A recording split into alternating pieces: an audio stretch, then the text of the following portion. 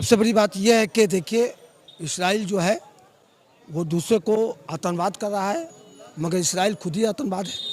और दूसरी बड़ी नंबर बात है कि फ़लस्तीन 70 बरस से आज जो कि फ़लस्तीन को कब्जा करके रखा है। हमारी जो एक मुक़द्दस जो वहाँ जगह है जिसका नाम है बैतुल मुक़द्दस, जिसको मस्जिद अक़सा भी कहते हैं हम, वहाँ उस सरज़मीन को इस्राइल ने कब्जा करके रखा है।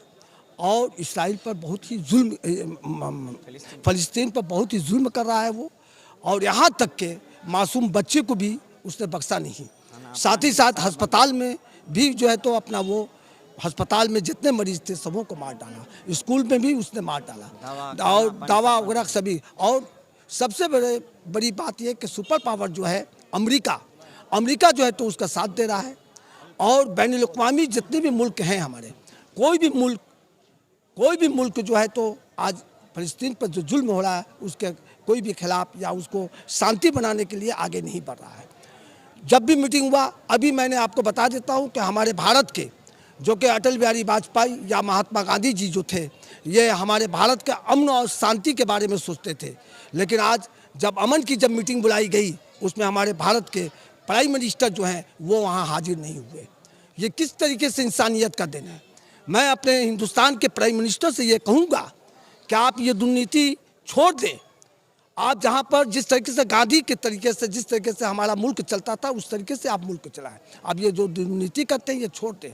आज इस्राइल जो है फ़लस्तीन पर हमला कर रहा है, कल जो है तो कोई भी मुस्लिम ममालिक या कोई भी मुल्क को वो बख्शेगा नहीं। इसलिए हम अंजुमन फलाहुल मुस्लिमीन के जानिब से पूरे मारवाड़ी कल के मुसलमानों की तरफ से हमने एहतजाज किया है और इसका डिपुटेशन हम बाज़ाब्ता अपने आईसी हाली सर को कल या परसों हम देंगे, मार्च पोजीशन देंगे, ताकि हमारी आवाज़ हिंदुस्तान गवर्नमेंट जो है वहाँ तक पहुँचाए और इस आवाज़ को वो पहुँचाए। और मैं फौरी तौर पर वहाँ जो जंग हो रहा है उस जंग को बंद करने के लिए तमाम मुल्क से अपील करूँगा कि वो जंग के बंद करने की कोशिश करें। यही कहते हुए अपनी थोड़ी सी मुख्तसर से रिपोर्ट आपको दिया। 12 टीवी चैनलों में और रिपोर्ट के ज़रिए देखा होगा कि जो आलमी क़वानीन होता है उसे हर किसी को पालन करना चाहिए। आप देख लीजिए, इज़राइल मुसलमानों के ऊपर, इंसानियत के ऊपर जो जुल्म बर्बरियत कर रहा है। ख़ास तौर पर आपने ये देखा होगा कि सबसे पहले वहाँ पे जो खाने पीने का सामान है वो जाने से रोक दिया। क्या ये इंसानियत के ख़िलाफ़ नहीं है? आज पूरी दुनिया में अलग अलग मुल्क इंसानियत का दर्स देता है कि इंसान को सही से रहने का हक़ दिया जाए। तो क्या अगर इसराइलियों को वहाँ के हमास से तकलीफ़ है, वहाँ के उनसे परेशानी है, तो उससे लड़े।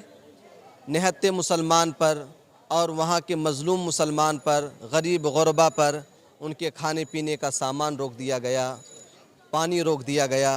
क्या ये इंसानियत का दुश्मन है? नहीं।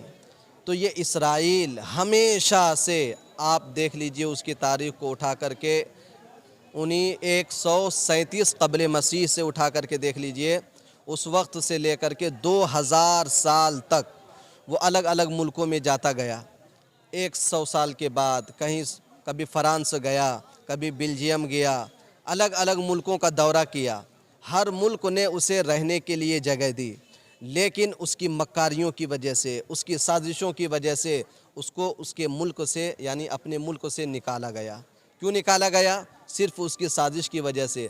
यहाँ तक कि एक मुल्क उसके ऊपर ये भी कानून नाफिज कर दिया था कि ये इतने बड़े साजिशी और मक्कार है कि इसके लिए ख़ास लिबास बनाया गया ताकि वो लिबास पहने और उसके लिबास से ये शनाख्त हो जाए कि ये मक्कार है, इसके झांसे में नहीं आना।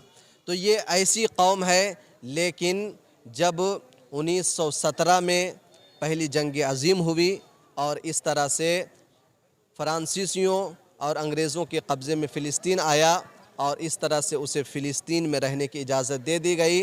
1948 में नाजायज़ हुकूमत उसने बना लिया और इस तरह से 1967 से लेकर के आज तक मुसलमानों के ऊपर, फ़िलिस्तीनियों के ऊपर जुल्म व सितम कर रहा है।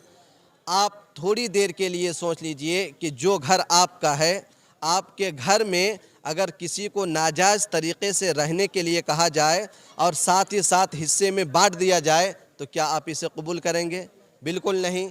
इसी तरह फ़िलिस्तीन ये मुसलमानों का था, है और रहेगा। और इसी तरह अंग्रेज़ों ने उस वक्त बंटवारा किया और अंग्रेज़ों के नक्शे कदम पर आज अमेरिका चल रहा है।